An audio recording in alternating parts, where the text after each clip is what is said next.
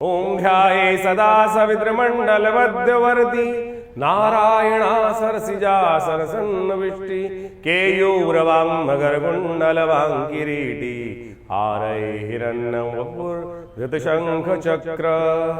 नमस्कार, स्वागत है आपका आचार्य वाणी में। मैं आचार्य डॉक्टर विक्रमादित्य आपके साथ हूँ।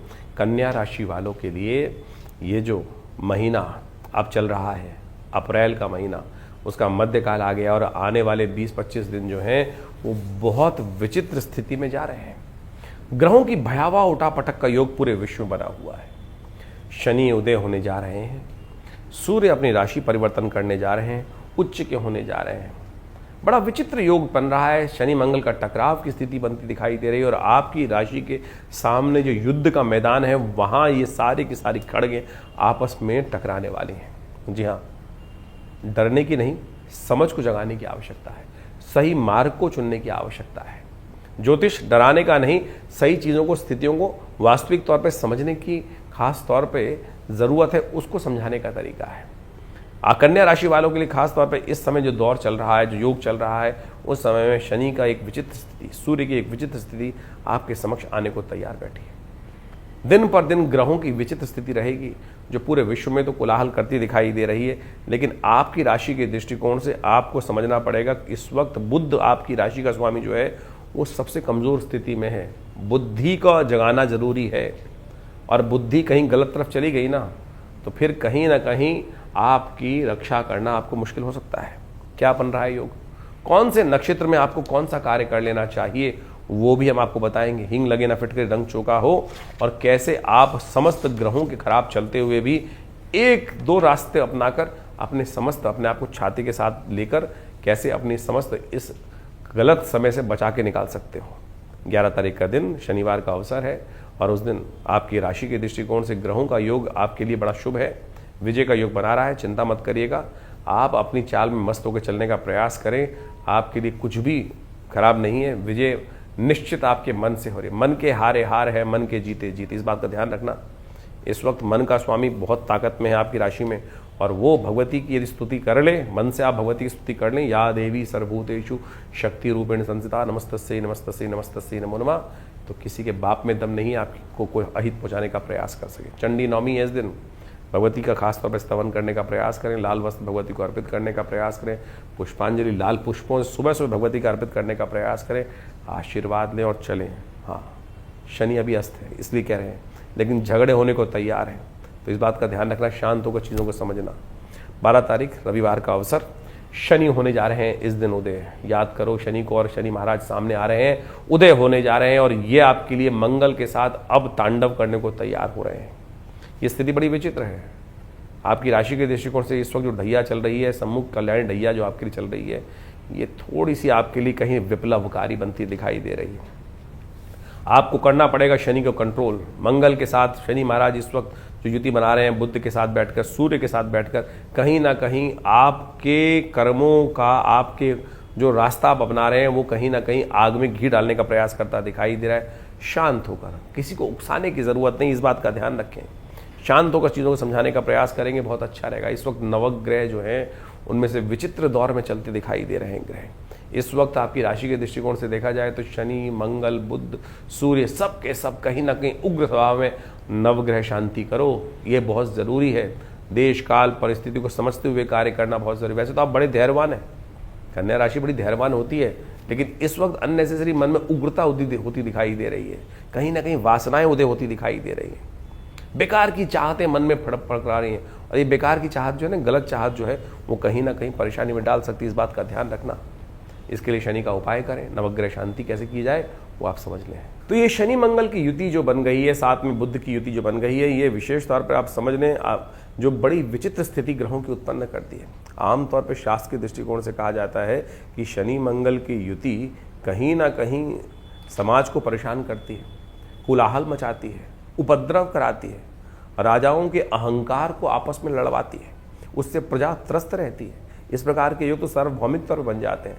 इंडिविजुअल तौर पर भी उसका प्रभाव बड़ा विचित्र माना जाता है। शास्त्र के दृष्टिकोण से कहा गया है कि एक तरह से युद्ध ही है, और आपके बाह्य संसार में तो युद्ध चलता ही चलता है, अंतःकरण में भी कहीं ना कहीं युद्ध। कहा जाता है कि जब शनि मंगल की युति हो जाए, शनि और उदय स्थिति में शनि हो तो और जैसे जिस प्रकार का योग बन रहा है वो कहीं ना कहीं ग्रीष्म ऋतु बहुत भयंकर रूप से परेशान करने की योग बना देती है।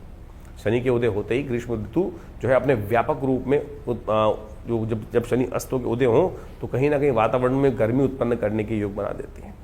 और साथ साथ इस वक्त तो शनि मंगल का युति भी चल रही है तो ये कभी कभी वृष्टि का योग भी बनाती है। साथ साथ संसार में वृष्टि बारिश का योग भी, असमय बारिश का योग भी इसके साथ साथ बनने के योग बन जाते हैं। तो कहीं ना कहीं बारिश जो होती है वो झटके से आती है, प्रलंकारी योग भी कहीं ना कहीं बना देती है। तो आने वाले कुछ दिनों में इस प्रकार के योग भी कहीं ना कहीं बनते दिखाई देंगे आपको विश्व के दृष्टिकोण से। अब इन राशियों के योग को समझकर मंगल जो है वो क्या है, मंगल सेनापति है, शनि दंडाधिकारी है। और वहीं बुध की युति जिस प्रकार से क्षीणस्थ अवस्था में हो गई है तो बुद्धि जब गर्म स्थिति युद्ध चल रही हो, आपस में द्वंद्व चल रहा हो और बुद्धि काम ना कर रही हो तो समझ लो कैसा दुर्भाग्यपूर्ण स्थिति बन जाती है। तो ऐसे में दुर्भाग्य को सौभाग्य में परिवर्तन करने के लिए जो उपाय किए जाएं वो आपको समस्त रूप से कल्याणकारी योग बना सकते हैं। देखिए शास्त्र में अद्भुत कथाएं जगह जगह वर्णित हैं। मंगल का और विशेष तौर पे आप समझें इन तीनों ग्रहों का, मंगल, शनि और बुध, सबका संबंध किससे है आप समझें। सबका संबंध कहीं ना कहीं बड़ी विचित्र तौर पर हमारे दृष्टिकोण से आध्यात्मिक उपाय की तरफ चलें तो हनुमान जी संबंध निकाल सकते हैं हम इनके साथ। बुद्धि के देवता हनुमान जी कहा जाता है ना कि हनुमान जी को बुद्धि के देवता कहा जाता है। और साथ साथ मंगल का संबंध तो हनुमान जी मंगल को जन्मे मंगल ही करते, मंगलमय हनुमान। और उसके साथ शनि महाराज वहीं पर उपस्थित जो हैं तो शनि की पर तो हनुमान जी की विशेष कृपा है।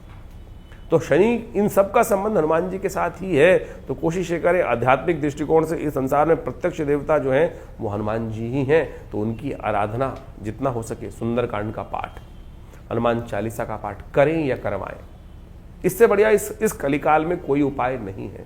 लोग तेल पे तेल शनि के मंदिरों में जाकर जिस प्रकार से दुकानें खोल दी हैं, जाके तेल पे तेल चढ़ाए जा रहे हैं।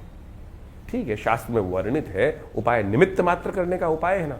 एक ऐसे बाबा जी हैं कि जो 100 टीन तेल चढ़वा देते हैं और उसको उठा के बोलते हैं हम जमीन में डाल देते हैं। तो उससे क्या होने वाला है, वो जमीन को भी खराब करने का प्रयास कर रहे हैं। इससे अच्छा तो वो तेल किसी गरीब व्यक्ति को देंगे, किसी दिव्यांग व्यक्ति को देंगे, कुछ दुख दान कर देंगे, वो ज़्यादा बढ़िया होगा। और भारतीय संस्कृति में कहीं इस प्रकार से यदि अध्यात्म को आप पढ़ें, किसी भी पुराण के अंदर कहीं वर्णित नहीं है कि शनि के मंदिर जिस प्रकार से आज हर चौराहे पे शनि के मंदिर बना दिए जाते हैं एक व्यवसायिक दृष्टिकोण से आधुनिक देवता के तौर पे, तो ऐसा तो कहीं वर्णित नहीं था। और छोड़ दीजिए, हम जो बताने का हम प्रयास कर रहे हैं कि सीधा प्रत्यक्ष देवता के तौर पे हनुमान जी की आराधना करने का प्रयास करें, हनुमान जी के मंदिर में जाकर उनको चोला चढ़ा दें।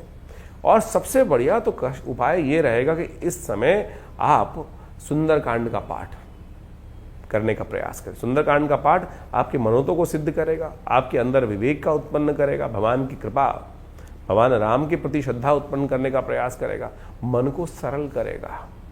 मन की सरलता जब आ जाए तो बहुत सारे कष्ट दूर हो जाते हैं। तो इसको हमें समझ के कार्य करने का प्रयास करना चाहिए तो बहुत अच्छा रहेगा। इसके अलावा शनि के स्तोत्र का पाठ, शनि स्तोत्र का पाठ कर सकते हैं जो दशरथ कृत शनि स्तोत्र है। और वो इतना अद्भुत चीज़ है कि शनि के नेगेटिव प्रभाव को, क्योंकि इस वक्त इन तीन ग्रहों की युति जिस प्रकार से हो रही है वो कहीं ना कहीं कष्ट उत्पन्न करने के योग बना रही है।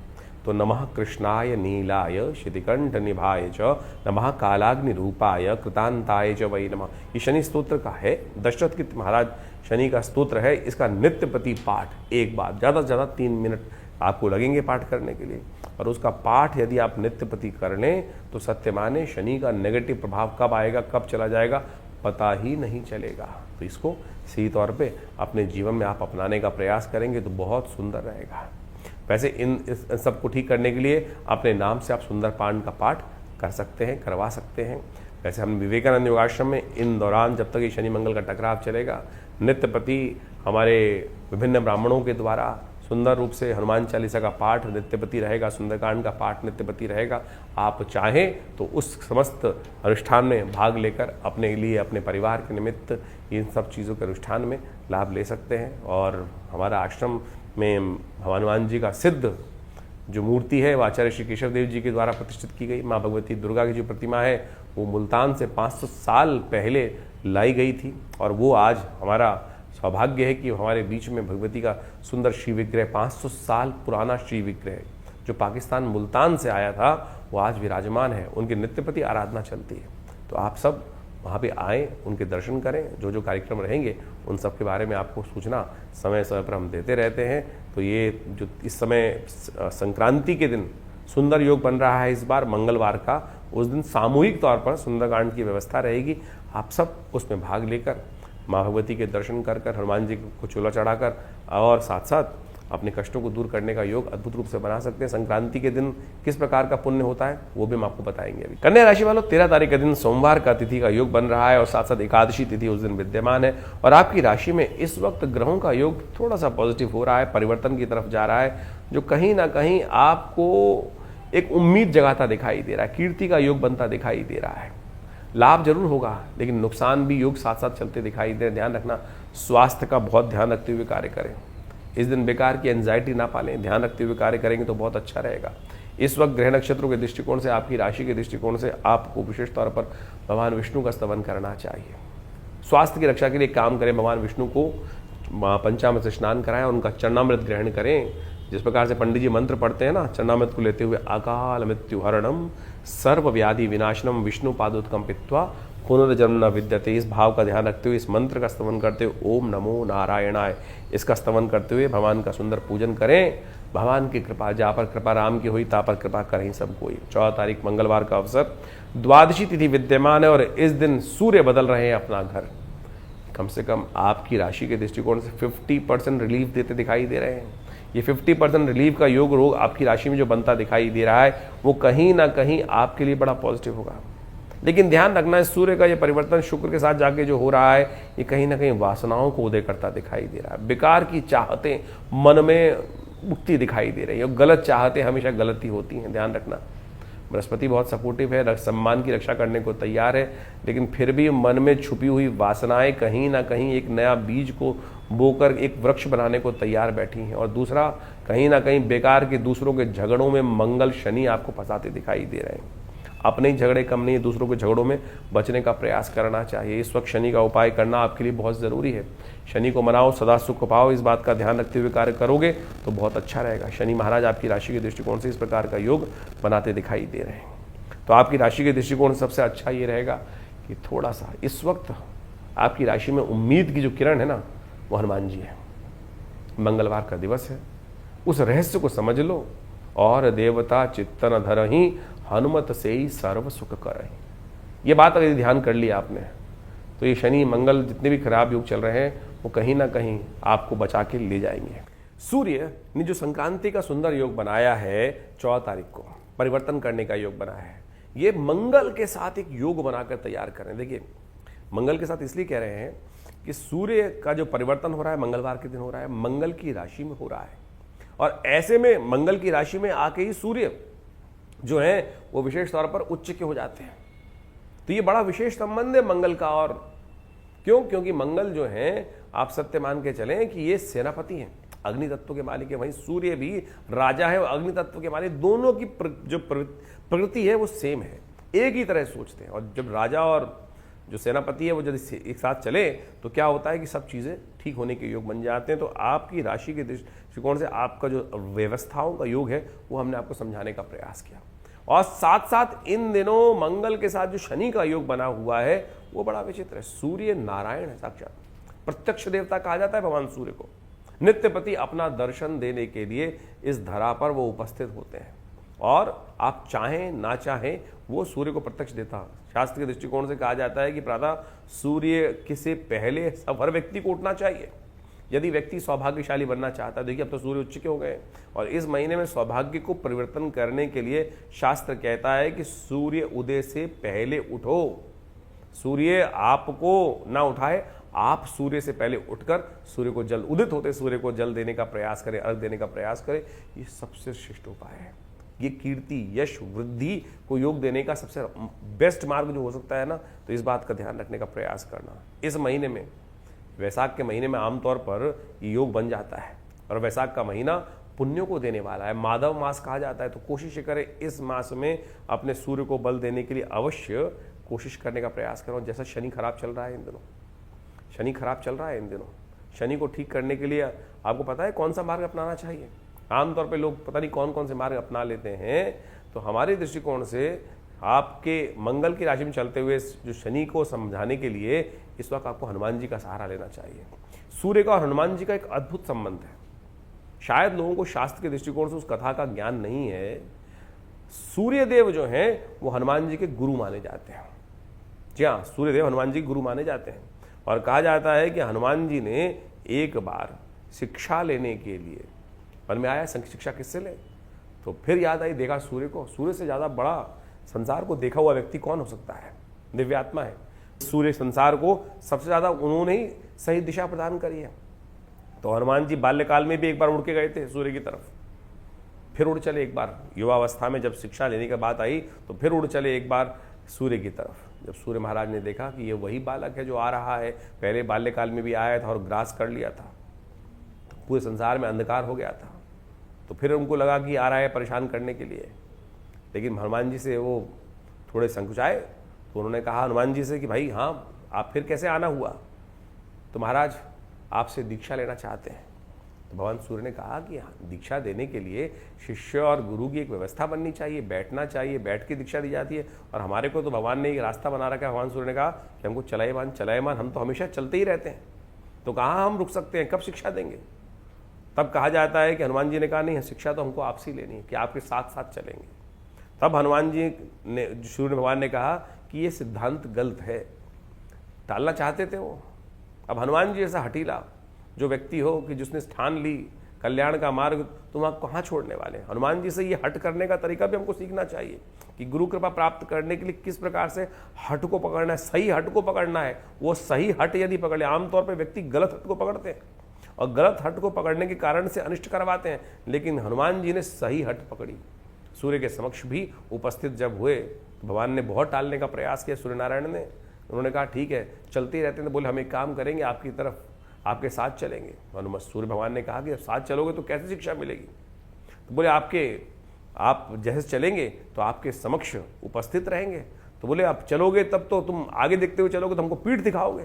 बोले नहीं, हम उल्टे चलेंगे, आपके सम्मुख रहते हुए जैसे से आप चलेंगे तो ऐसे जब तक आप हमारे को शिक्षा देंगे तब तक हम उल्टे कदमों से चलते रहेंगे।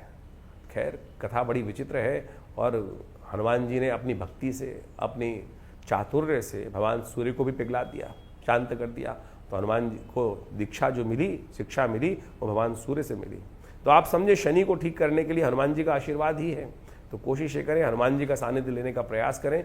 इन दिनों शनि मंगल का टकराव, सूर्य का ये परिवर्तन जो हो रहा है, तो खास तौर पे एक काम करें कि सूर्य, आप अपने निमित्त हनुमान जी की प्रार्थना से अपने इन ग्रहों को ठीक करने का योग बनाएं। हनुमान चालीसा का पाठ अपने निमित्त करने का प्रयास करें, ये सबसे श्रेष्ठ रहेगा। भगवान सूर्य का आशीर्वाद भी मिलेगा, हनुमान जी का आशीर्वाद मिलेगा। और शनि मंगल बुध की युति जिस प्रकार से चल रही है, सूर्य तो आपका कल्याण करने के लिए योग बना ही रहे हैं। कभी कभी हो सके तो कुछ खास उपाय और भी हैं, वो करने का प्रयास करें। भगवान सूर्य को नित्यपति जल दें। ओम गणी सूर्यादित्याय नमः, इस मंत्र का स्तवन करते हुए नित्यपति भगवान सूर्य को जल देने का प्रयास करें। कभी कभी गेहूं का दान विशेष तौर पर बड़ा श्रेष्ठ, सूर्य के कष्टों को दूर करने के लिए कहा जाता है। और शनि मंगल का जब टकराव चल रहा हो तो शरीर के बल के, शरीर के भार के बराबर अन्न दान करने से भी शारीरिक तौर पर कष्ट होने के दूर करने के योग अद्भुत रूप से बन जाते हैं। तो इसको भी करने का आपको प्रयास कर लेना चाहिए, बड़ा सरलतम रूप रहेगा। तो ये आप धारण करने का प्रयास करें। इसके अलावा क्योंकि शनि मंगल का टकराव चल रहा है, तो ऐसे में उस रक्षा कवच प्राप्त करने के लिए एक बहुत सुंदर उपाय शास्त्र में वर्णित है। आप एक काम करें, हनुमान जी का एक रक्षा धागा आमतौर पे हाथ में बांधा जाता है ना, रक्षा कवच के तौर पर, हनुमान जी के सिद्ध मंत्र से सिद्ध करा हुआ ये धागा यदि आप धारण कर लें, जो हमारे विवेकानंद योगाश्रम में मंत्रज्ञों पंडितों के द्वारा विभिन्न रूप से सिद्ध करके ये छोटा सा धागा बनाया जाता है, इसको आप 1 महीने के लिए धारण करने का प्रयास करें। ये हमारे विवेकानंद योगाश्रम में विशेष तौर पर सिद्ध कर कर बनाया गया है। तो आप इसको आश्रम से मंगा लें, धारण कर लें और देखिएगा कैसे भी जो है मंत्र से सिद्ध होकर ये हनुमान जी का सिद्ध धागा जो आश्रम से आप मंगाएंगे उसको धारण करेंगे। चाहे छोटे बच्चे गाड़ी चला रहे हैं, कुछ चला रहे हैं, कहीं भागते फिर रहे हैं, और शनि मंगल का इस वक्त जो है व्यवस्थाएं कहीं ना कहीं कष्ट देने के योग बना ही रही हैं, कहीं ना कहीं चोट लगाने के योग बना रही हैं, द्वंद्वात्मक स्थिति उत्पन्न करते दिखाई दे रही हैं। तो हनुमान जी की मंत्र से सिद्ध करा हुआ ये धागा भगवान सूर्य के नेगेटिव प्रभाव को भी ठीक करेगा और कई सारे रास्ते आपको दिखाएगा। रक्षा कवच के रूप में आपके साथ रहेगा। तो 1 महीने के लिए इसको अवश्य धारण करने का प्रयास करें, कल्याण होगा। तो इस दिन विशेष तौर पर जो 14 तारीख के दिन संक्रांति का योग बन रहा है, इसके साथ साथ विवेकानंद योगाश्रम में, हमारे सानिध्य में विवेकानंद योगाश्रम में इस दिन सुंदर कांड का पाठ रखा गया है और नवग्रह शांति महायज्ञ रखा गया है। आप सब लोग उस यज्ञ में भाग ले सकते हैं। अपने निमित्त उस यज्ञ में हनुमान चालीसा में, सुंदर कांड में, नवग्रह शांति महायज्ञ में माँ भगवती के सानिध्य में रहते हुए इस समस्त कार्यक्रमों की व्यवस्था रहेगी। आप स्वयं उस कार्यक्रम में बैठकर अपने निमित्त यदि नहीं आ पा रहे हैं तो ब्राह्मणों की सुंदर व्यवस्था आश्रम के द्वारा कर आप लाभ ले सकते हैं। माँ भगवती की कृपा से आपके कष्ट दूर होंगे। 15 तारीख बुधवार का अवसर है, त्रयोदशी तिथि विद्यमान है और इस दिन ग्रहों का योग परिवर्तन के लिए चल रहा है। शनि के साथ चंद्रमा आकर बैठ गए हैं वहाँ पर, मंगल के साथ चंद्रमा, बुध के साथ चंद्रमा, ये कहीं ना कहीं बड़े विरोधी भाव के ग्रह हैं। बुध और चंद्रमा विरोधी, शनि और मंगल विरोधी, और ऐसे में आपके युद्ध वाले भाव में ये सारे ग्रह हैं। चीज़ें आपको सही दिखाई देंगी लेकिन फिर भी आप गड्ढे की तरफ अपने आप को पैर पे जा, जो होता है ना, पैर जाके कुल्हाड़ी पे मारने वाली स्थिति बना सकते हैं। शांत होकर काम करने का प्रयास कीजिए, वो आपके लिए बहुत ज़रूरी है। क्लियर विजन है, आपको चीज़ें साफ दिखाई दे रही हैं और उसके बाद भी यदि कोई मूर्खता हो जाए तो अच्छा नहीं लगता है। तो आपकी राशि के दृष्टिकोण से इस दिन भगवान शंकर का स्तवन करना चाहिए। भाभी मेट सके त्रिपुरारी, हम सबके जीवन में जो कष्ट आता है कहीं ना कहीं हमारे कर्मों से आता है। उन कर्मों को ठीक करने के लिए, उन कष्टों को घटाने के लिए, बुद्ध प्रदोष के दिन बुद्धि को ठीक करने के लिए, बुद्ध को ताकत देने के लिए एक काम करने का प्रयास करना चाहिए। त्रिदुलम त्रिगुणाकारम त्रिनेत्रम च त्रिधायम त्रिजन्म पाप संहारम बिल्वपत्रम शिवार्पणम। एक बिल्वपत्र लेकर भगवान शंकर को अर्पित तो करो, ये भाव ध्यान रखते हुए। अखंडैव बिल्वपत्र च पूजये शिव शंकरम। वैसे इस महीने में खंडित बिल्वपत्र मिलते हैं, अखंड बिल्वपत्र मिलना बड़ा मुश्किल हो जाता है। यदि मिल जाए तो उसको एक भगवान को अर्पित कर दो। इस भाव का ध्यान रखते हुए कृपा होगी, कष्ट दूर होने का योग बन जाएगा। देखिए छोटा सा उपाय, और प्रदोष समय में ये कर लिया तो फिर देखना पूरे महीने कष्ट दूर रहेंगे। 16 तारीख बृहस्पतिवार का अवसर, चतुर्दशी तिथि विद्यमान है और इस दिन शुक्र और परिवर्तन करते दिखाई दे रहे हैं। कोई नई रिलेशनशिप डेवलप करने के योग प्राप्त होने के, मन में भाव जागने के योग बनते दिखाई दे रहे हैं। सूर्य के साथ चलते हुए कृतिका नक्षत्र में जब सूर्य शुक्र जाएंगे तो ऐसे में कहीं ना कहीं आपकी राशि के दृष्टिकोण से और भी जो है कहीं ना कहीं भूख नई जागने के योग बनते दिखाई दे रहे हैं। जो रिलेशनशिप्स में हैं उनकी नई उम्मीदें जागने के योग बनते दिखाई दे रहे हैं। भद्रा है, थोड़ा ध्यान रखिएगा, नए तरफ जाने से बचना चाहिए आपको। 17 तारीख शुक्रवार का अवसर, अमावस्या तिथि विद्यमान है और इस दिन ग्रह नक्षत्रों के योग जो चल रहे हैं वो परिवर्तन के योग बनते दिखाई दे रहे हैं। थोड़ी सी मन में जो है संसार के प्रति जो कर्म आपने किया, आप अच्छा सोच रहे हैं, लोग आपका बुरा सोच रहे हैं, लोग आपका बुरा कर रहे हैं, ये भाव कहीं ना कहीं मनोमस्तिष्क में आपको परेशान करता दिखाई दे सकता है। इस दिन शनि महाराज और ताकत में आ रहे हैं और ये मंगल के साथ द्वंद्व की स्थिति और उत्पन्न करते दिखाई दे रहे हैं। नेगेटिव नहीं है, इस बात का ध्यान रखें, लेकिन उससे नेगेटिव से होने के योग बनाता जरूर दिखाई दे रहा है। तो ऐसे में विशेष तौर पर आपको आशीर्वाद की ज़रूरत है, हर तरफ से आशीर्वाद। जब कई बार क्या होता है, ग्रह हमारे अगेंस्ट चल रहे होते हैं तो हमें पितरों का आशीर्वाद लेना चाहिए। अमावस्या तिथि है, इस दिन ऐसे समय में विशेष तौर पर अपने पितरों का आशीर्वाद ज़रूर लें। हो सके तो एक कुछ खाना बनाकर, रोटी इत्यादि बनाकर गौशाला में डालाएं, गौशाला में गाय को खिलाएं, आशीर्वाद ले आए, या किसी ब्राह्मण को खिला दीजिए, पूरा भोजन तर्पण कर लीजिए, गायत्री का यज्ञ कर लीजिए। और आपको यदि कोई दिक्कत है तो आप आश्रम से जुड़ सकते हैं, और आश्रम में पूरी व्यवस्था है इन अमावस्याओं की तिथि में अपने पितरों के निमित्त तर्पण इत्यादि कराने की, गायत्री कराने की, ब्राह्मण भोजन कराने की। 18 तारीख शनिवार का अवसर, प्रतिपदा तिथि इस दिन विद्यमान है। इस दिन वैशाख का शुक्ल पक्ष आरंभ हो रहा है कृष्ण पक्ष समाप्त होने के बाद, और नए उम्मीद लेकर आ रहा है, रक्षा करने का नया मंत्र लेकर आ रहा है। इस दिन ग्रह नक्षत्रों के दृष्टिकोण से, आपकी राशि के दृष्टिकोण से यदि देखा जाए, थोड़ा सा दुविधाएं मन में आती दिखाई दे रही हैं। हाँ करें ना करें, चीज़ें करें ना करें। तो जो शांति वाला मार्ग हो उसको अपनाने का प्रयास करना चाहिए। थोड़े दिन शांति वाला मार्ग अपनाओगे तो बहुत शुभ रहेगा आपकी राशि के दृष्टिकोण से। शनिवार का दिवस है, शनि इस वक्त बड़े विचित्र दौर में चल रहे हैं। कोशिश करें शनि को उपाय करने का कुछ ना कुछ रास्ता अपनाते चले। शनि के आपकी राशि के दृष्टिकोण से इस वक्त गौशाला में जाकर कुछ हरी चीज़ों का दान करना सबसे श्रेष्ठ रहेगा, क्योंकि गौ के अंदर समस्त देवताओं का वास होता है। शनि को भी प्रसन्न करने के लिए इससे श्रेष्ठ उपाय नहीं होगा, करने का प्रयास कीजिए। 18 तारीख के बाद बात कर लेते हैं 19 तारीख की। 19 तारीख रविवार का अवसर, और इस दिन द्वितीया तिथि विद्यमान है, साथ में तृतीया का आगमन हो रहा है, अक्षय तृतीया का योग बन गया है, और इस दिन ग्रह परिवर्तन करके आपकी राशि में नई उम्मीद जगाते दिखाई दे रहे हैं। ये तिथि पुण्य को कमाने की है और पुण्य कमाने के लिए तीर्थ पे जाया जाता है। और यदि इस तिथि में किसी भी तीर्थ पर आप चले गए तो सत्य माने आपकी राशि के दृष्टिकोण से बहुत सुंदर योग बन जाएगा। इस दिन अक्षय तृतीया है। तीर्थ पर जाकर कोई पुण्य कार्य यदि कर ले तो उसका अक्षय प्रफल प्राप्त करने के योग बन जाएंगे। देखिए, ग्रह तो नेगेटिव चल रहे हैं, खतरनाक चल रहे हैं, और इस खतरनाक दौर में आपकी राशि के दृष्टिकोण से ये बड़ा पुण्य का योग बनाया। इस तिथि में विशेष तौर पर परशुराम जी का अवतरण हुआ, नर नारायण का अवतरण हुआ, हयग्रीव का अवतरण हुआ, तो बड़ी विचित्र स्थिति मानी जाती है। इसमें छोटा सा पुण्य कार्य बड़ा अक्षय पुण्य को देने का योग बना देता है। शुक्र इस दिन अपने घर प्रवेश कर रहे हैं, चंद्रमा के साथ, उच्च के चंद्रमा के साथ योग बना रहे हैं, जो कल अकेले ही इन 3 ग्रहों की युति जिस प्रकार से हो रही है पास पास में, शुक्र के साथ चंद्रमा और बृहस्पति आगे, ये कहीं ना कहीं आपकी राशि के दृष्टिकोण से बहुत सारे कष्टों को निवृत्त करने का योग बना सकती हैं। 19 तारीख को अक्षय तृतीया का सुंदर योग बन रहा है। 19 अप्रैल के दिन ये अक्षय तृतीया वो योग है जिसके दिन जो भी कार्य किए जाते हैं उसका अक्षय फल प्राप्त होता है। अक्षय यानी क्षय नहीं होता। एक बात ध्यान कर लीजिएगा, पुण्य करोगे तो उसका अक्षय फल प्राप्त होगा और पाप करोगे तो उसका भी अक्षय फल प्राप्त होगा। इसलिए गलती से भी कोई गलत काम ना हो जाए। इस दिन विशेष तौर पर भारतीय शास्त्र के दृष्टिकोण से यदि समझें, वैशाख मास के शुक्ल पक्ष की तृतीया के दिन योग बनता है ये अक्षय तृतीया। और इस बार क्या हो रहा है कि द्वितीया तिथि थोड़ी देर के लिए विद्यमान है 19 तारीख को, उसके बाद तृतीया आ जाएगी और अगले दिन तृतीया कुछ 2-3 घड़ी तक ही विद्यमान रहेगी। तो पुण्य जो है वो मध्याह्न व्यापनी माना जाता है। भगवान परशुराम का अवतरण इसी दिन हुआ और हमारे अष्ट चिरंजीवियों के अंदर अश्वत्थामा, बलि, व्यास और मानस विभीषण कृपा परशुरामस्य मार्कंड, इस प्रकार से परशुराम जी का नाम भी अष्ट चिरंजीवी के अंदर आता है। और महान पुण्य को देने वाले भगवान विष्णु के अवतार माने जाते हैं, तो उनका विशेष तौर पर पूजन करने का शास्त्र में नियम है। अजरता अमरता प्राप्त करने के लिए यदि कोई व्यक्ति कष्ट में चल रहा हो, जीवन में परेशानी चल रही हो, स्वास्थ्य संबंधी समस्या चल रही, तो इस दिन भगवान परशुराम का सुंदर पूजन करने से, भगवान विष्णु के रूप में उनका पूजन कर लेने से कहा जाता है कि स्वास्थ्य, अष्ट चिरंजीवियों का इस दिन विशेष पूजन करने के लिए विशेष व्यवस्था की जाती है, तो उनका पूजन अवश्य कर लेना चाहिए। परशुराम जी के साथ अष्ट चिरंजीवियों का स्वास्थ्य संबंधी समस्याओं को ठीक करने का अद्भुत योग बन जाता है। भगवान नर नारायण का अवतरण भी इसी तिथि के अंदर माना जाता है।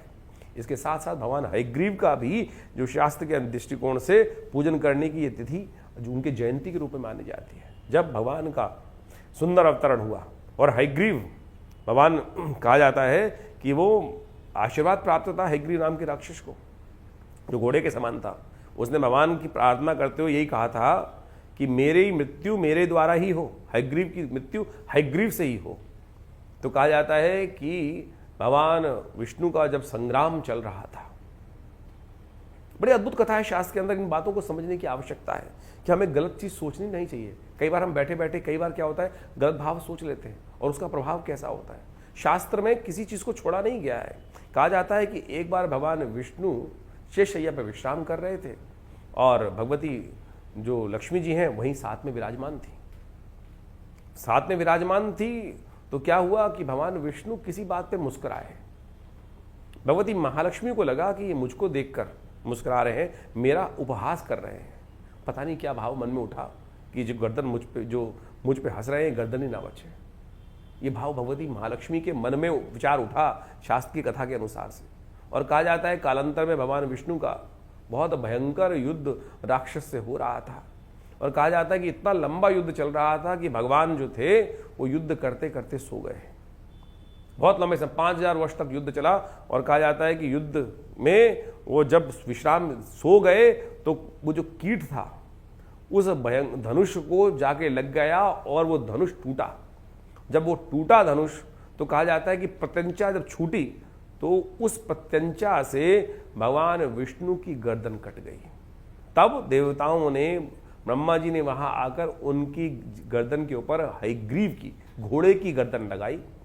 तब जाकर उस राक्षस का मर्दन हुआ, क्योंकि उसको आशीर्वाद प्राप्त था कि हयग्रीव की मृत्यु हयग्रीव के द्वारा ही होगी। यानी जो घोड़े के रूप में जो राक्षस था उसकी मृत्यु वैसे ही निर्धारित थी। तो प्रकृति ने क्या रास्ता बनाया, क्या घटना घटी, तो यहाँ इसी दिन हयग्रीव भगवान के रूप में भगवान ने अवतरण हुआ, जयंती मानी जाती है। तो उसके बाद भगवान ने हयग्रीव का संहार किया है। तो इस दिन हयग्रीव के रूप में भगवान की जो है जयंती के रूप में दिन माना जाता है। तो शास्त्र के दृष्टिकोण से इस बात को हमको समझना चाहिए। इस कथा का सार हमने यहाँ उपस्थित किया। कई बार हम सबके मन में भी पता नहीं कौन सा विचार उत्पन्न हो जाता है और बाद में कितना ज़्यादा उसके लिए विचार व्यक्त करता है कि हीन भावना मेरे मन में आई क्यों, तो भगवती महालक्ष्मी ने कैसा सोचा था और क्या उनके साथ घटा। तो इस बात को हमें ध्यान रखना चाहिए कि किसी भी मनसा वाचा कर्मणा कोई गलत कार्य किसी के द्वारा ना हो। तो इस बात का ध्यान रखते हुए इस सुंदर पर्व पर, रविवार का अवसर है, विवेकानंद योगाश्रम में हमने भगवान विष्णु का नारायण यज्ञ वहाँ आश्रम पे रखा हुआ है। तो आप सब उस यज्ञ में भाग लेने के लिए सादर आमंत्रित हैं। जो दिल्ली में रहते हैं वो उस यज्ञ में भाग लेकर सुंदर रूप से इस अक्षय तृतीया के दिन भगवान का सुंदर स्तवन करें। सुबह करीब करीब एक कार्यक्रम वही 8 बजे से आरंभ होता है और करीब करीब 10 बजे तक भंडारे के साथ सुंदर कांड, बहुत सारे रामचरितमानस का पाठ भी, उस स्वाध्याय रहता है उस दिन, भगवान विष्णु का यज्ञ भी रहेगा, सुंदर भंडारा रहेगा। आप सब लोग सादर आमंत्रित हैं इस अक्षय तृतीया के दिन सुंदर रूप से भगवान विष्णु का पूजन करने के लिए, परशुराम जी का पूजन करने के लिए। और समस्त यदि स्वास्थ्य संबंधी समस्या चल रही है, कीर्ति संबंधी समस्या चल रही है, नहीं प्राप्त हो रही है, तो इस सुंदर नारायण यज्ञ में लक्ष्मी नारायण जी की प्रार्थना करने के लिए आप सादर आमंत्रित हैं। और आइएगा, माँ भगवती कृपा से अनिष्ट को दूर करने का योग अद्भुत रूप से बनेगा, कष्ट निवारण का योग बनेगा। और इस दिन ग्रहों परिवर्तन करने का योग भी बन रहा है। चंद्रमा परिवर्तन करके बहुत उच्च के होने जा रहे हैं, शुक्र बहुत सुंदर रूप से अपने ही राशि में प्रवेश करने का योग बना रहे हैं। तो आप इस सुंदर योग का लाभ लें। ग्रह परिवर्तन कर कर इसे अनिष्टकारी समय में, जब शनि मंगल युति चल रही है, तो चंद्रमा ने शुक्र ने एक युति बनाकर एक नया पुण्यों को जगाने का अवसर दिया है। तो ऐसे में भगवान विष्णु का सुंदर पालक के रूप में हमारे बीच में रहते हैं, समस्त सृष्टि का पालन करते हैं। तो उनका सुंदर स्तवन करने का दिन है। आइए इस यज्ञ में सम्मिलित हो। भगवान की कृपा से अनिष्ट दूर करने के समस्त योग बनेंगे। यज्ञ ही विष्णु स्वरूप है, यज्ञो वही विष्णु शास्त्र कहता है। तो ये यज्ञ संसार का सर्वश्रेष्ठ कर्म है, उसमें भाग लेने की आप अवश्य हमारे साथ यज्ञ में बैठें। माँ भगवती कृपा से अनिष्ट दूर होने के अद्भुत योग बनेंगे। 20 तारीख का दिन सोमवार का अवसर है और कन्या राशि वालों के लिए इस दिन ग्रह नक्षत्रों का योग जो है परिवर्तन की तरफ जा रहा है। बृहस्पति आपकी राशि में इस वक्त सबसे सपोर्ट में बैठे हैं, जो आपकी रक्षा करने की योग बना रहे हैं। हाँ, जिनकी आयु ज़्यादा है उनको थोड़ा ध्यान रखने की ज़रूरत है। उनको हृदय संबंधी समस्याएं उत्पन्न करने के, जो इस राशि में वृद्ध लोग हैं, उनके लिए खासतौर पर ध्यान रखना की जरूरत है। हास परिहास बेकार ना जाए, इस बात का ध्यान रखने। बेकार के हास परिहास में फंसने से कहीं ना कहीं अनिष्टकारी योग बन सकते हैं। किसी का उपहास ना उड़ाया जाए इस वक्त, नहीं तो अननेसेसरी जो परेशानी आपके गले पड़ सकती है। युगादि है इस दिन नया वर्ष आरंभ होता है, नया संवत, नया चीज, नए युग आरंभ हुआ था इस दिन, इसलिए युगादि बोला जाता है। और कहा देखिए इस बार बड़ा विचित्र दौर बन रहा है कि इस बार युगादि भी अक्षय तिथि को पड़ रही है, यानी चतुर्थी क्षय हो रही है इस दिन। संवत भी आरंभ क्षय तिथि को हुआ। और तो और अब ये देखें कि इस बार जो वर्ष आरंभ हुआ 2026, वो भी क्षय तिथि पे हुआ। तो ये वर्ष भयावह स्थिति लेकर आ रहा है, अशांति का वर्ष लेकर आ रहा है। सब जगह युद्ध चल रहे हैं। आपका जीवन युद्ध से शांत रहे, इसलिए विशेष तौर पर इस बृहस्पति की शक्ति को उपयोग करने का प्रयास करें, संतों की सेवा करने का प्रयास करें, आशीर्वाद मिलेगा। देखिए ग्रहों की कालगणना अभी हमने आपके समक्ष रखी और इस कालगणना के साथ साथ ग्रहों का परिवर्तन भी आपने समझा कि आपकी राशि के दृष्टिकोण से क्या कुछ प्रभाव पड़ने वाला है। लेकिन एक बात समझें, अनेक उपाय शास्त्र में वर्णित हैं।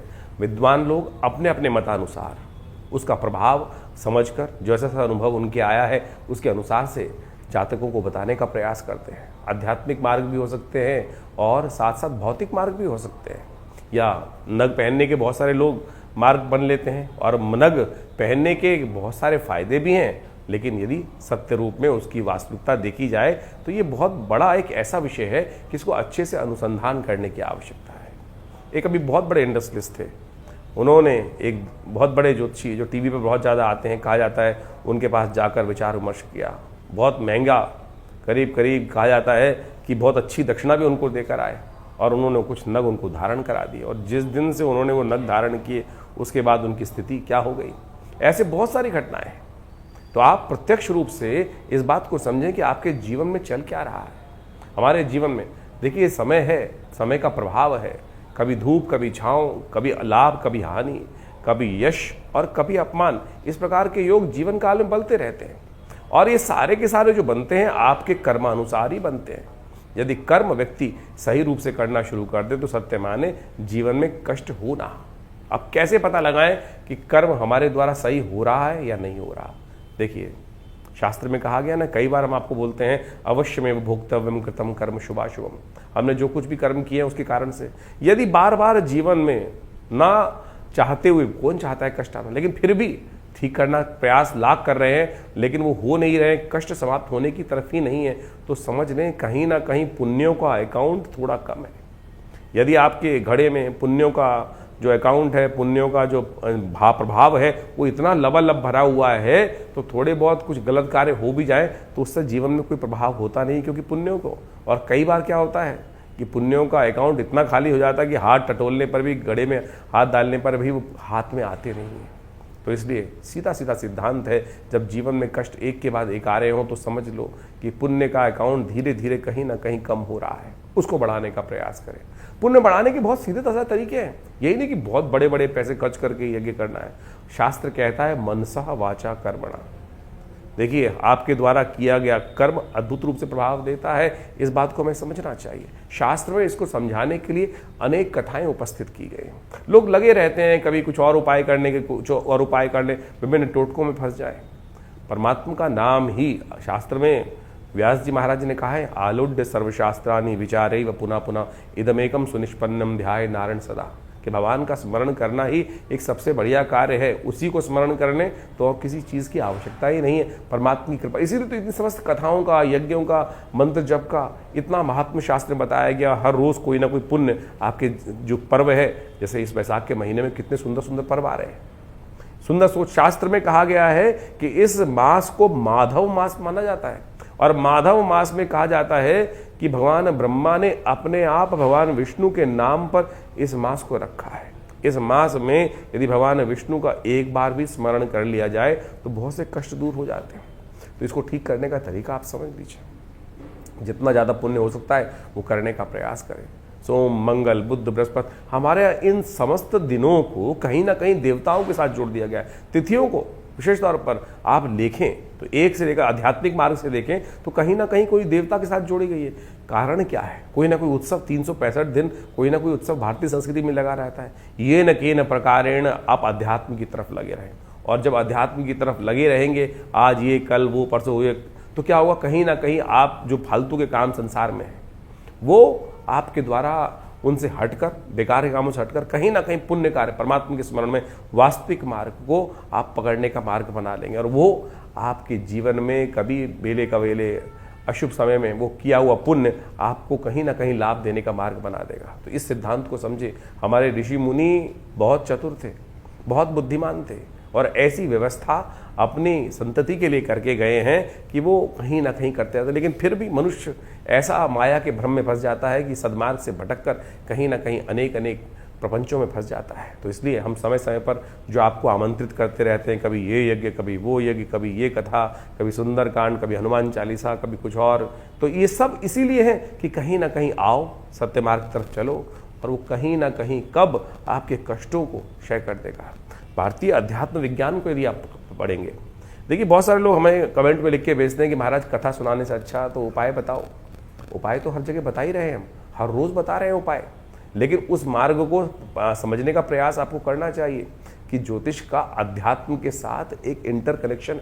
कुछ अध्यात्म शून्य व्यक्ति हैं, कोट पैंट पहन कर, और जिस प्रकार से लोगों को आज शराब पिला के उपाय बताने का प्रयास करते हैं, मांस खिलाकर उपाय खिलाने का प्रयास करते हैं, तो उससे कुछ भला होने वाला है किसी का? कुछ नहीं होने वाला उससे तो कष्ट के योग ऐसे ही बन जाएंगे जैसे कुछ ना कुछ। भारतीय संस्कृति में इसके ऊपर बहुत सुंदर कथा आई हुई है, उसको आपको समझ लेना चाहिए। हमने पहले बहुत दिन पहले कथा आपके समक्ष रखी थी, आज बहुत काल हो गया है, इसलिए उस कथा को दोबारा समझाने की आवश्यकता है कि जैसे बर्तन को बार बार मांजने से क्या होता है कि वो चमक आ जाती है ना, तो उस कथा के माध्यम से, अध्यात्म के माध्यम से समझने का प्रयास करें। हमारे पुण्य कैसे बढ़ते हैं? एक कसाई था, अध्यात्म के अंदर उपनिषद में कथा आई है, वो एक महात्मा जी के आश्रम के सामने ही कसाई की दुकान चलाता था, रोज हत्या करता था, रोज आजीविका पालने के लिए कसाई को मांस बेचता था। महात्मा जी अंदर यज्ञ कराते थे। दोनों की मृत्यु एक ही दिन हुई और दोनों यमराज के समक्ष उपस्थित हुए। कहा जाता है कि महाराज जी को पुण्य लोक प्राप्त हुए। महाराज थोड़ी देर रुक गए, उन्होंने देखा कसाई भी मेरे पीछे खड़ा है, चलो इसको भी देखें, इसको क्या गति प्राप्त होती है। तो देखने में आया कि जो महात्मा को लोक प्राप्त हुए थे वही उस कसाई को प्राप्त हुए। तो महात्मा ने वहाँ यमराज से प्रश्न पूछा कि महाराज, मैंने इतने यज्ञ किए, मुझको वही लोग प्राप्त हुए, और मेरे सामने ही हत्या करता था, जीव हत्या करता था, क्या इसको भी वही लोग प्राप्त हुए? तो यमराज जी ने उसका प्रश्न का, बड़ा सुंदर महात्मा के प्रश्न का, संत के प्रश्न का उत्तर दिया कि महाराज, इसके शरीर से ये कार्य हो रहा था, लेकिन मन से नहीं हो रहा था। मन से तो आपको ये देखकर यही भाव रखता था कि कैसे महात्मा इतने सुंदर कार्य कर रहे हैं और मुझे कुछ आता नहीं है, कब ये मेरा पुण्य जागेगा, मैं इससे हटकर पुण्य की तरफ, महात्मा के दिए हुए एक पुण्य कर्म की तरफ, जैसे यज्ञ इत्यादि, कथा इत्यादि की तरफ जाऊंगा। तो आप समझें कि आप जो भी कर्म कर रहे हैं वो तो आपके भाग्य अनुसार, आपके समक्ष, प्रारब्ध के अनुसार से आपके समक्ष आ रहा है, लेकिन यदि उससे निवृत्त होना चाहते हो तो उसमें लिप्त मत हो। ये उपनिषद की कथाएं आपके मति भ्रमों को दूर करने का प्रयास करती हैं। तो इन सब सिद्धांतों को आप समझ के कार्य करने का प्रयास करेंगे तो बहुत अच्छा होगा। इस वैशाख के महीने में जिस प्रकार से कहा गया है कि भगवान विष्णु का सुंदर स्मरण, जैसे कार्तिक के महीने में स्नान करने का पुण्य लाभ होता है ना, वैसा ही पुण्य लाभ इस वैशाख के महात्म्य में कहा गया है। कहा जाता है पद्म पुराण में, स्कंद पुराण में, इन समस्त ग्रंथों के अंदर इस मास का अत्यधिक महत्व कहा गया है। कोशिश करें अपने जीवन में इन महात्मों को पढ़ने का प्रयास करें। महात्मा क्या है? टेस्टिमनीज। ये टेस्टिमनीज हैं कि जो जो जीवन में किसकी घटना घटी, उन्होंने उसको सारगर्भित शास्त्र के अनुसार से किया, और उन शास्त्रों की बातों को आप यदि स्वतः पढ़ेंगे, अध्ययन करेंगे, संतों के मुख से सुनेंगे, तो आपके मन में भी विश्वास जागेगा और आपको उस कष्ट निवृत्ति का योग, यानी उससे बचने का मार्ग आपको अद्भुत रूप से मिल जाएगा। आसान बहुत रहा है, तिल की ओट पहाड़ है। आप समझें, अध्यात्म का रहस्य इतना सुंदर है, लेकिन हम विडंबनाओं में फंस जाते हैं और पता नहीं कहाँ कहाँ, कौन कौन से, किस किस स्थितियों में फंसकर कहाँ कहाँ कौन कौन से कार्य करते चले जाते हैं। सिद्धांत बहुत सीधा है, किसी भूखे को खाना खिला दो।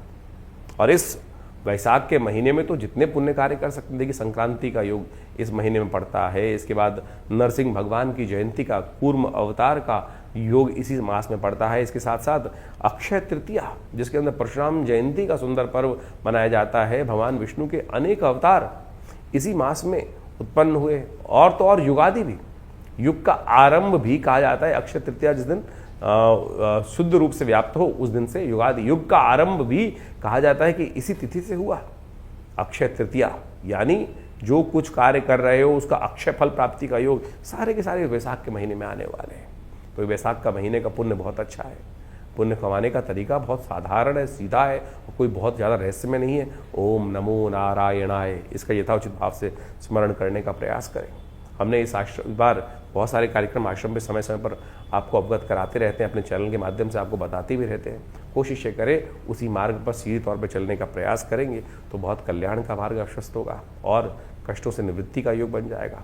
ये न कि न प्रकार न, जो भी हो, कैसे भी व्यवस्था बन जाए, किसी भी बहाने से उस परमात्मा के स्मरण का योग अपने जीवन में बनाने का प्रयास करें। हमारे आश्रम पे पिछले करीब 60-70 सालों से नित्य 8 घंटे यज्ञ होता है, और रविवार को तो उस कार्यक्रम में हम सबको समय समय पर आमंत्रित करते ही रहते हैं। तो आप सब उस रविवार के कार्यक्रम में, जो सुबह 8 बजे से लेकर करीब 11 बजे तक चलता है, भंडारा रहता है नित्यपति, उसमें भाग ले सकते हैं। बहुत सारे आश्रम में व्यवस्थाएं, गौशाला, हॉस्पिटल है पूरा, योग, प्राकृतिक चिकित्सा इत्यादि का, उसमें भी आप भारत सरकार के पैनल पर है, और बहुत सारी इंश्योरेंस कंपनीज के पैनल पर है। योग, प्राकृतिक चिकित्सा इत्यादि का बहुत सारे कार्य समय समय पर वहाँ पर चलते ही रहते हैं। इसके अलावा अभी विश्व योग दिवस का बहुत बड़ा कार्यक्रम किया जा रहा है, और उसके अंदर लगातार योग की विभिन्न श्रृंखलाओं के माध्यम से बहुत सारे कार्यक्रम भारत सरकार के साथ मिलकर विवेकानंद योग आश्रम की तरफ से पूरे भारत में सब जगह जगह पे किए जाते हैं। और उसी श्रृंखला में बहुत एक अद्भुत विज्ञान है जिसको मुद्रा विज्ञान कहा जाता है। विभिन्न हाथ के द्वारा बनाई जाई आकृति जो है वो हमारे आश्रम के द्वारा ही, हमारे पिता आचार्य श्री केशव देव जी के द्वारा ही पूरे विश्व में जगह जगह पहुंचाई गई हैं।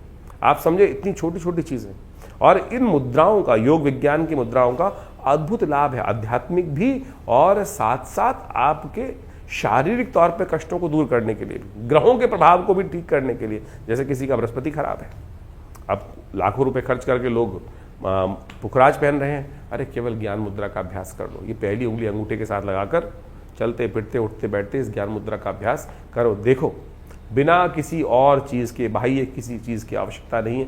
बृहस्पति के नेगेटिव प्रभाव को ठीक करने के लिए ज्ञान मुद्रा अद्भुत रूप से कार्य करती है। शनि किसी का खराब चल रहा है, जैसे बहुत सारी राशियों में अलग अलग प्रभाव हम आपको बताते ही हैं। शनि मंगल का टकराव इस वक्त बड़ी अजीब स्थिति में पहुंच गया है। पूरे विश्व को कहीं ना कहीं आतंक ग्रसित करने का योग बना रहा है। तो ऐसे में शनि के दुष्प्रभाव को ठीक करने के लिए इस मुद्रा का अभ्यास, जिसको शून्य मुद्रा भी कहा जाता है, आकाश तत्व को अंगूठे के बेस पे लगा देने से शनि का नेगेटिव प्रभाव जो कुंडली में है उसको ठीक करने के लिए मुद्रा अद्भुत कार्य कर देती है। छोटी सी मुद्रा है, देखिए शनि का नेगेटिव प्रभाव चल रहा है, शनि बिल्कुल ठीक नहीं चल रहा है, तो पहली सबसे बीच वाली उंगली को अंगूठे के बीच पे लगाया और शनि के नेगेटिव प्रभाव को समाप्त करने के लिए, खत्म करने के लिए जो शनि का मंत्र जप कर रहे हैं, ओम प्रांग प्रींग प्रोंग से शनिश्चराय नमः, ये मुद्रा विज्ञान की अद्भुत, भारतीय योग विज्ञान की, आप समझे कि योग और मुद्राएं सब ये चीज़ें इंटर रिलेटेड है कि नहीं है, ज्योतिष संबंध रखती हैं, लेकिन लोग इसके प्रभाव को समझते नहीं हैं। करेंगे तो देखिए लाभ प्राप्ति के योग बन जाएंगे।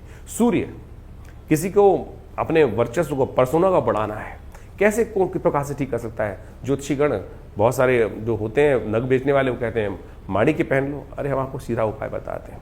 सूर्य यदि किसी की कुंडली में कमजोर है तो, या सूर्य का माउंट बैठा हुआ है, तो ये सूर्य मुद्रा है। जो रिंग फिंगर है उसके अग्रभाग को अंगुष्ठ के अग्रभाग से जोड़ देने से ये सूर्य मुद्रा बन जाती है। और अद्भुत रूप से समझें कि ये सूर्य मुद्रा आपकी पर्सनालिटी में, आपके पर्सोना में, आपके व्यक्तित्व में, आपके ओरा में एक ऐसा अद्भुत चमक उपस्थित कर देगी। तो ध्यान में ओम घृणी सूर्य आदित्याय नमः इस मंत्र का जप करते हुए 108 बार जप करें और नित्य प्रति इस मुद्रा का कुछ देर अभ्यास करके तो देखें। देखिए अपने आप आपके उस ओरा के अंदर अद्भुत रूप से परिवर्तन लाने का योग बिना किसी उपाय के, बिना किसी और चीज़ के, बाह्य चीज़ पे, यानी कोई नग धारण करना या कुछ और चीज़, इससे अद्भुत रूप से लाभ प्राप्त होगा। यदि किसी का बुद्ध बहुत वीक है, आमतौर पे जब बुद्ध वीक होता है तो क्या होता है कि बहुत सारी समस्याएं उत्पन्न हो जाती हैं। बहनों के साथ संबंध में, कई प्रकार से स्त्रियों के साथ संबंध खराब कर देता है, परिवार में जितनी मौसी इत्यादि हैं उनके साथ संबंध खराब कर देता है, और तो और दांतों संबंधी समस्याएं उत्पन्न करने की योग बना देता है। तो ऐसे में बुद्ध का जो नेगेटिव प्रभाव चल रहा है उसको ठीक करने के लिए, बुद्ध के नेगेटिव प्रभाव को ठीक करने के लिए क्या किया जाए? बुद्ध की ये मुद्रा है, इसको जलोदर मुद्रा बोला जाता है, कि इसको कर लेने से बुद्ध के नेगेटिव प्रभाव को ठीक करने के लिए ये अद्भुत रूप से कार्य करती है। यानी बुद्ध की उंगली को अंगूठे के बेस पे लगा देने से ये बहुत ज़बरदस्त तरीके से आपकी समस्याओं को दूर करने का योग अद्भुत रूप से बनाएगी। ये छोटी छोटी मुद्राएं हैं, हम समय समय पर इनका प्रभाव आपको समझाते रहते हैं। कोशिश ये करें इन सब चीज़ों के साथ जुड़ने के लिए। हमारे विवेकानंद योगाश्रम की तरफ से बहुत सारी पुस्तकें प्रकाशित की गई हैं, समय समय पर बहुत सारी कॉन्फ्रेंसेस हम करते रहते हैं, और बहुत सारी कथाएं भी समय समय पर, हर मंगलवार को सुंदरकांड का पाठ होता है, और दिल्ली में कहीं ना कहीं मंगलवार शनिवार को हमारे द्वारा कहीं ना कहीं सुंदरकांड के पाठ की व्यवस्था चलती ही रहती है। आप सब सुंदरकांड के पाठ में आपको हमारे एक चैनल के माध्यम से सूचनाएं मिल सकती है। आश्रम के जो नंबर्स आपके सामने स्क्रीन पर चल रहे हैं, आपके क्षेत्र में कब रहेगा उसका भी बता दिया जाएगा। विवेकानंद योगाश्रम में तो हर मंगलवार पे सुंदरकांड आमतौर पे होता ही है, हर रोज़ करीब 8 घंटे यज्ञ रहता है, और बहुत सारे कार्य समय समय पर रहते हैं। आप उनके साथ जुड़ेंगे तो सही रूप से आध्यात्मिक विकास भी होगा और आपके कष्ट भी दूर होंगे। धन्यवाद, नमस्कार।